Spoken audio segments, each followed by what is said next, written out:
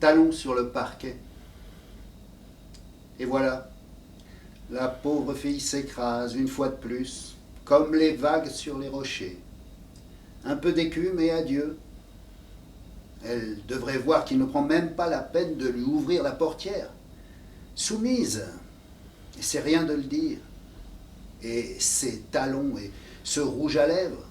Quand on a 45 ans, quelle idée! Avec ton style, ma fille, ta position et tes diplômes, qu'est-ce qui te pousse à te comporter comme une adolescente? Si Laïta sortait de sa tombe. Les talons, c'était pour éveiller l'appétit de Kwikwe, pas vraiment celui que l'on assouvit à table. Toc, toc, toc, toc. Elle les avait entendus un peu plus tôt résonner sur le parquet. J'espère qu'elle va pas me le trouver. Pour la paix du foyer, elle ne lui en fit pas le reproche. Il ne restait pas longtemps. Il passait juste dire au revoir. Et lui, à 9 heures du matin, il avait déjà une haleine chargée de whisky ou d'une de ces boissons dont il fait commerce. Nerea, ama Bittori, tu es sûre de te débrouiller toute seule? Bittori, pourquoi ne prenez-vous pas le car pour aller à l'aéroport? D'ici à Bilbao, le taxi va vous coûter une fortune. Kwikwe, ne t'occupe pas de ça. Les valises, l'inconfort, la lenteur, expliqua-t-il. D'accord, mais vous avez le temps, non? Ah, n'insiste pas, on prend un taxi, c'est décidé, c'est le plus pratique.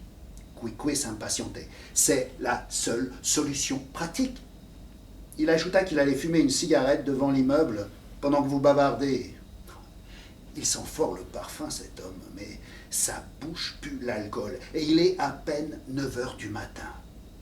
Il prit congé en se regardant dans la glace de l'entrée, prétentieux, et ensuite, autoritaire, cordial, mais cassant, il lança à Nerea « Ne traîne pas, 5 minutes », promit-elle, qui devinrent 15. Enfin seule à sa mère. Ce voyage à Londres comptait beaucoup pour elle. J'ai du mal à imaginer que tu puisses te mêler aux conversations de ton mari avec les clients, ou alors, sans rien me dire, tu travailles maintenant dans son entreprise. À Londres, je vais faire une sérieuse tentative pour sauver notre couple. Encore? La dernière. Et cette fois, quelle va être ta tactique?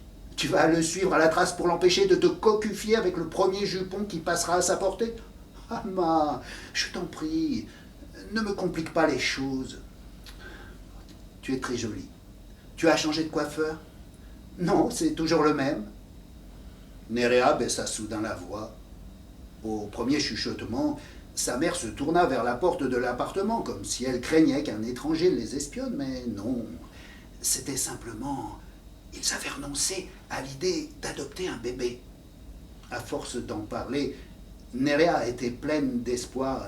Hélas, Kwikwe avait fait marche arrière. Il veut un fils à lui, chair de sa chair. Bittori. Voilà qu'il parle comme dans la Bible maintenant. Il se croit moderne, mais il est plus traditionnel que le riz au lait. Il veut un petit mâle à lui, qui lui ressemble, qui joue un jour à la Real Sociedad. Ça l'obsède, Amma, et il va l'avoir. Oh là là, quand il a quelque chose dans la tête, mais je ne sais pas avec qui. Avec une fille qui veuille bien. Ne me pose pas de questions, je n'en ai aucune idée. Il louera un ventre et paiera ce qu'il faut. Si cela ne tenait qu'à moi, je l'aiderais à trouver une femme saine qui satisfasse son désir. Mais tu es dingue. Je ne lui ai pas encore dit. Je suppose que dans les prochains jours, à Londres, il trouvera l'occasion. J'ai bien réfléchi. Je n'ai absolument pas le droit d'exiger de lui qu'il soit malheureux. Bittori. Mais oui, elle saurait bien se débrouiller toute seule, et bon voyage. Nerea sur le palier, en attendant l'ascenseur, dit quelques mots sur la malchance, mais surtout ne pas renoncer à la joie. Et elle suggéra à sa mère de changer le paillasson. Redoux d'octobre. Avant la tragédie du Tsato, Bittori croyait, mais plus maintenant. Et pourtant, elle était dévote dans sa jeunesse. Elle avait même failli prendre le voile. Elle et cette amie du village qu'il vaut mieux ne pas se rappeler. Toutes deux renoncèrent à leur projet au dernier moment alors qu'elles avaient déjà un pied dans le noviciat. Maintenant, elle prend toutes ces histoires de résurrection des morts, de vie éternelle, de Créateur et de Saint-Esprit pour des sornettes.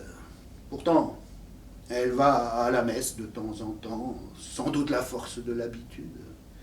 Elle s'assied sur un banc, au fond de l'église, regarde les dos et les nuques des fidèles et se parle à elle-même. Elle sortit de l'église des Jésuites dans la rue Andilla, sous un ciel presque noir. On était jeudi. La température était agréable. Il flottait dans l'air une odeur d'algues et d'humidité marine. Pas une once de froid, pas de vent, ciel dégagé.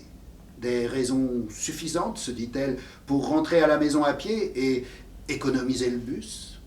Dans la rue Urbieta, elle entendit son nom, distinctement. Mais elle refusa de se retourner. Au contraire, elle accéléra, mais en pure perte. Des pas pressés la rattrapèrent. « Bittori! Bittori !» Cette voix était trop proche pour que Bittori persiste à faire la sourde oreille. « Tu as vu ça? Il paraît qu'ils laissent tomber et qu'ils vont arrêter les attentats. » Bittori ne put s'empêcher de se rappeler les jours où cette même voisine évitait de la croiser dans l'escalier, ou bien attendait au coin de la rue, trempée sous la pluie, le sac de course à ses pieds pour ne pas la rencontrer sous le porche. Elle mentit. « Oui, on vient de me l'annoncer. » Quelle bonne nouvelle, hein? Enfin, on va pouvoir être en paix. Il était temps. Ça, faut voir. Faut voir. Je me réjouis surtout pour tous ceux qui, comme toi, ont passé de si mauvais moments. Qu'on arrête une fois pour toutes et qu'on vous laisse tranquille. Qu'on arrête quoi? Qu'on arrête de faire souffrir les gens et qu'on défende ses intérêts sans tuer personne. Et comme Bittori, silencieuse, ne manifestait pas l'intention de continuer la conversation, la voisine prit congé, comme poussée par une hâte subite. « Je m'en vais, et j'ai promis à mon fils des filets de rouget pour le dîner, et il adore ça. Si tu rentres chez toi, je t'accompagne. »« Non, non, on m'attend, pas loin d'ici. » De fait, pour se débarrasser de la voisine, elle retraversa et passa un bon moment à errer sans but dans les environs. Parce que, bien sûr, si cette andouille m'entend arriver à la maison pendant qu'elle prépare les rougets pour son fils, un bel idiot doublé d'un crétin, elle va se dire « Tiens, tiens, elle cherchait à m'éviter. »« Bittori !»« Quoi? Tu bascules dans la rancœur. Pourtant, je t'ai souvent dit que c'est bon, fiche-moi la paix. » L'entrée, dans le noir, elle fut tentée de prendre l'ascenseur. Attention. Le bruit pourrait me dénoncer.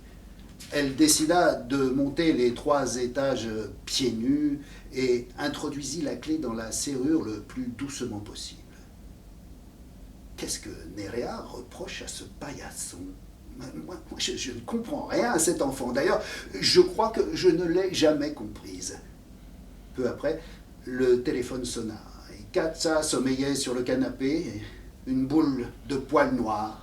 Sans changer de position, les yeux mi-clos, elle regarda sa patronne se diriger vers l'appareil. Bittori attendit la fin de la sonnerie, reconnut le numéro sur l'écran et le composa. Javier, très excité. « Amma!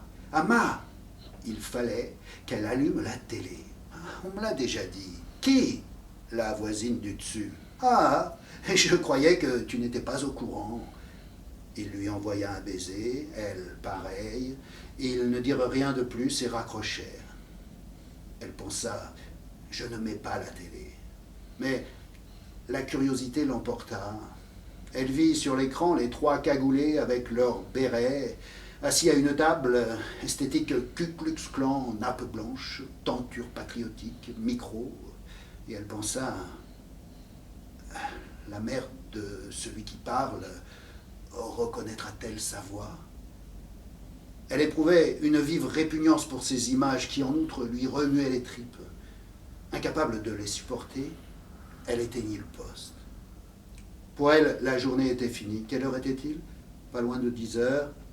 Elle changea l'eau de la chatte et se coucha plutôt que d'habitude, sans dîner, sans ouvrir le magazine posé sur le guéridon.